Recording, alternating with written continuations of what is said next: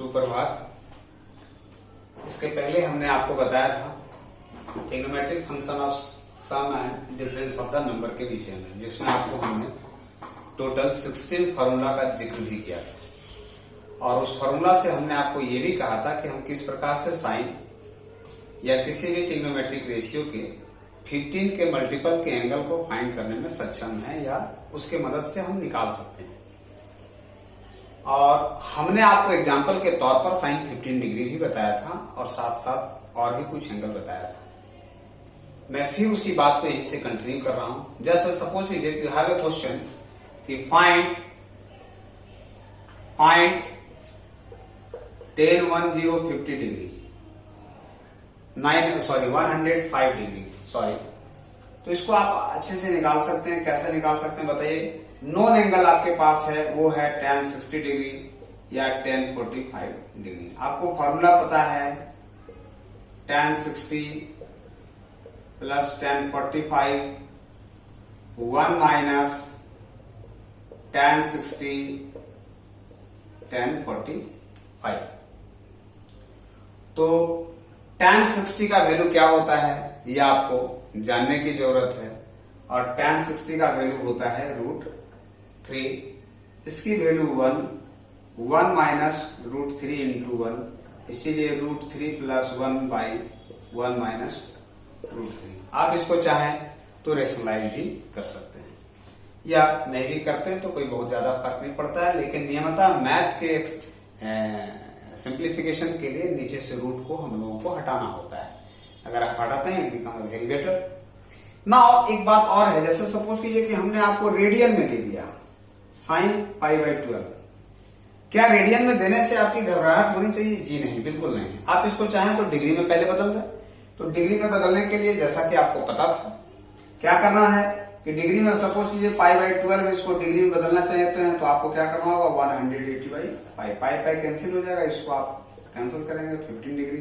तो देखिए sign 15 degree का वैल्यू आप अच्छा से जानते हैं और अभी अभी हमने आपको थोड़ा देर इसके पहले के वीडियो में बता चुका हूं। तो अगर आपका एंगल रेडियन में हो या आपके एंगल डिग्री में हो, वैसे किसी भी केसेस में आपको घबराना नहीं है। आप अपने एंगल को डिग्री में कन्वर्ट कर लें और उसके अकॉर्डिंग आप फॉर्मूला को यूज करते हुए सॉल्व कर सकते हैं। And now there are some more question. Suppose अगर आपके पास इस टाइप के प्रश्न हो तो कैसे आप उनका अप्रोच लेंगे। क्वेश्चन है कि let us suppose question is कि prove that sin x plus y by cos sin x minus y must be equal to tan x plus tan y by tan x minus tan y। देखिए इसको हम लोग आगे चल करके formula में भी यूज कर सकते हैं या इसको यूज समझें। कैसे करेंगे, आप LHS ले लें। LHS का फॉर्मूला आप ले लें तो sin x प्लस वाई का फॉर्मूला है sin x cos y plus cos x into sin y by इसकी फॉर्मूला है sin x cos y minus cos x into sin y। तो साधारण सा स्टेप है dividing numerator and denominator by cos x into cos y। अब आपके मन में ये भी प्रश्न आ रहा होगा कि सर आपने cos x cos y से क्यों डिवाइड कर दिया। तो मैं आपको बता दूं आपको रिजल्ट क्या लाना है tan, और आपके पास फंक्शन क्या थे जी साइन के। तो साइन को जब आप cos से डिवाइड करेंगे तब आप tan की ओर आ सकेंगे। मैं बार बार कह रहा हूं ट्रिग्नोमेट्री में आपको इन बातों को फोकस करना होगा कि किस फॉर्मूला को लगाना है और हमारे रिजल्ट क्या है, हम रिजल्ट तक कैसे पहुंच सकते हैं इन इजी वे। सो अगर आप cos x plus cos y से डिवाइड करते हो तो sin x cos y plus cos x cos y को डिवाइड कर दो जी cos x into cos y से।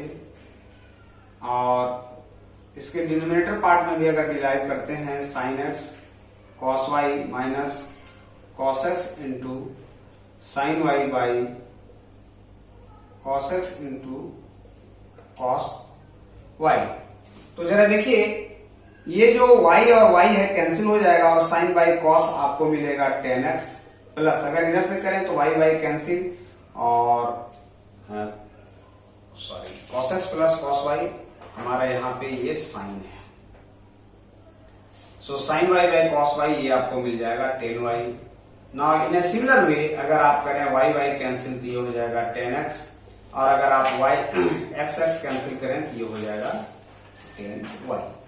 So this is the RHS part of your question.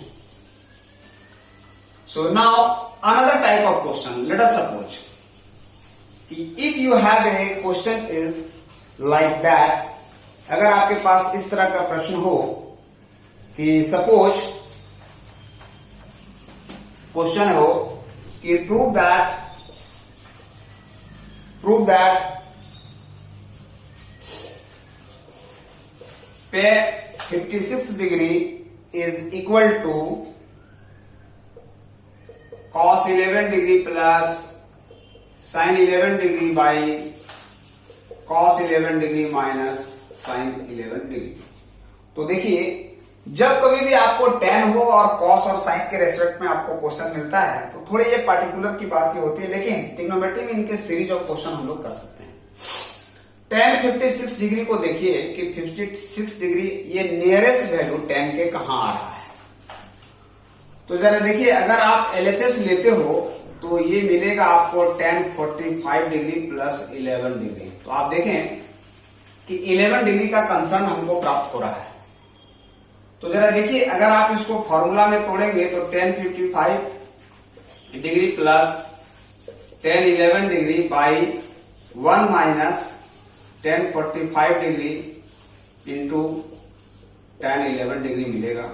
इसकी value 1 minus tan 11 degree by 1 plus ये हो जाएगा tan 11 डिग्री।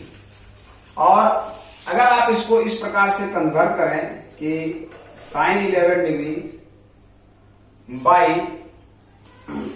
नीचे plus यहां minus sin 11 degree by cos 11 degree by 1 minus sin 11 degree by cos 11 degree.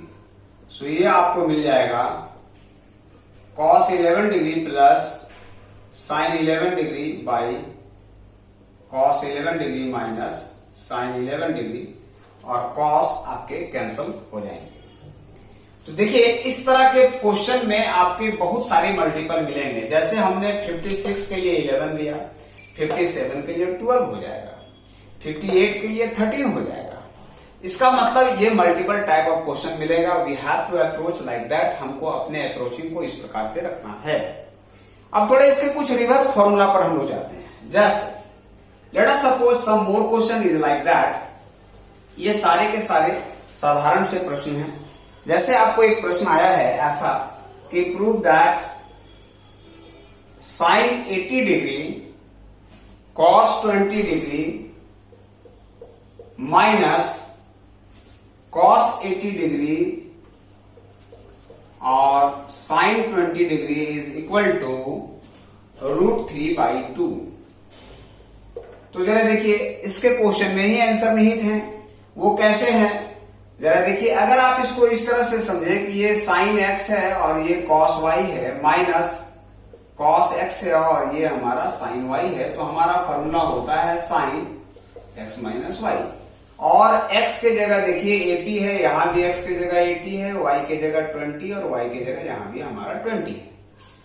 तो अगर हम इस फॉर्मूला को यूज करें तो हमको मिलना चाहिए sin x minus Y means 80 minus 20, और ये मिल जाता है sin 60 डिग्री और जिसका वैल्यू होता है √3/2। और सिंपल तरीके से हम लोग इसमें आ सकते हैं।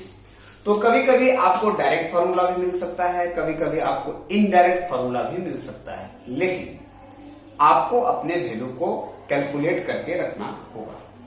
नाउ कुछ प्रश्न ऐसे हैं जिसको हम लोग सॉल्व करेंगे कि सपोज लेट अस सपोज कि ऐसा है कि if cos theta is equal to 4/5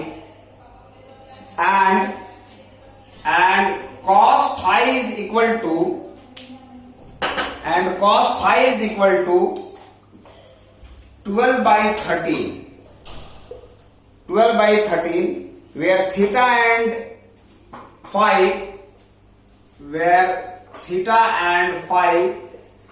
lies in fourth quadrant. Then find cos theta plus phi. देखिए ऐसे क्वेश्चन को हम लोग कैसे सॉल्व करेंगे, तो जरा देखिए ये क्वाड्रेंट फोर्थ की बात कर रहा है और फोर्थ में हम जानते हैं कि कॉस और सेक पॉजिटिव होता है और बाकी सारे के सारे हमारे नेगेटिव होते हैं। तो हम लोग थोड़ा सा इसको सिंपल वे में प्रयोग करेंगे। हम लोग पहले क्या करेंगे कि दो राइट एंगल ट्रायंगल बनाएंगे, एक का एंगल थीटा लेंगे और एक का एंगल फाई लेंगे। देखिए कॉस है 4/5 मीन्स ये 4 और ये 5 b/h। तो अगर आप परपेंडिकुलर का वैल्यू निकालना चाहें तो मैं समझता हूं 3 होना चाहिए। b/h 12, ये 13 का स्क्वायर 169, 12 का स्क्वायर 144। सो 144 अगर आप 169 से माइनस करते हैं तो देखिए 169 में 144 अगर माइनस करते हैं 25, इसका मतलब ये 5 होना चाहिए। अब जरा देखिए आपको रिक्वायरमेंट क्या है, आपका रिक्वायरमेंट है ये।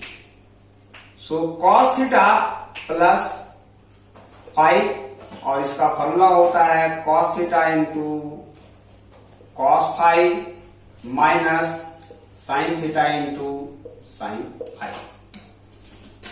तो देखिए cos थीटा का वैल्यू आपके पास 4/5 है, cos फाइव का वैल्यू 12/13 है और यह दोनों वैल्यू पॉजिटिव होंगे। क्यों दोनों वैल्यू पॉजिटिव होंगे? क्योंकि ये क्वाड्रेंट फोर्थ में लाई कर रहा है। तात्पर्य यह है फोर्थ क्वाड्रेंट में करने का मतलब यह हुआ कि यह जो थीटा और फाई है वो आपके 270 और 360 के बीच में लाई करने वाले एंगल हैं। अगर उससे कम या बेसी अधिक हो तो वैसे केसेस में ये दूसरे क्वाड्रेंट में चले जाते। सो नाउ साइन, तो माइनस साइन। अब देखिए साइन थीटा, तो साइन थीटा का अगर वैल्यू प्रयोग करें तो थीटा एंगल यहां है, उसका वैल्यू क्या हो जाना चाहिए p/h मीन्स 3/5। लेकिन ये वैल्यू नेगेटिव होगा। क्यों नेगेटिव होगा? क्योंकि फोर्थ क्वाड्रेंट में साइन हमारा नेगेटिव लेता है। साइन 5 की बात करें तो ये भी होगा परपेंडिकुलर बाय हाइपोटेन्यूज, सो 5/13, लेकिन यह वैल्यू भी हमारा नेगेटिव हो जाएगा। इसीलिए आप अगर लें तो ये हो जाएगा 48/65 माइनस, चूंकि माइनस माइनस प्लस 15/65 और 48 में 15 घटा दें तो आपको मिल जाएगा आई थिंक 33/65। तो ये इसका सॉल्यूशन हुआ। इससे रिलेटेड हम आपको दे सकते हैं कि आप साइन थीटा प्लस फाइव निकालें या टेन थीटा प्लस फाइव निकालें या से किसी भी ट्रिग्नोमेट्रिक रेशियो में जाकर के हम आप इससे प्रश्न कर सकते हैं। तो मैं आपको बता दूं कि अगर आप पाइथागोरस थ्योरम को यूज करते हैं तो आप फॉर्मूला परपेंडिकुलर बेस हाइपोटेन्यूज का भी फॉर्मूला लगा सकते हैं। अन्यथा आप ट्रायंगल बनाए, इजी वे में आपको दिखेगा भी और आप इससे कैलकुलेट कर सकते हैं। तो ये सबसे इजी मेथड है to calculate each and everything. Now इससे रिलेटेड we have a 4 type of question. अभी हमने आपको फोर्थ क्वाड्रेंट का क्वेश्चन बताया है, इससे रिलेटेड थर्ड क्वाड्रेंट के भी होंगे, इससे रिलेटेड सेकंड क्वाड्रेंट के भी होंगे और इससे रिलेटेड फर्स्ट क्वाड्रेंट के भी क्वेश्चन मिलेंगे। ये आपको देखना होगा कि आपके जो प्रश्न हैं वह किस क्वाड्रेंट से लाई कर रहे हैं। आज के लिए आपकी क्लास के लिए इतना ही। सुरक्षित रहें, घर पे रहें, तब तक के लिए धन्यवाद।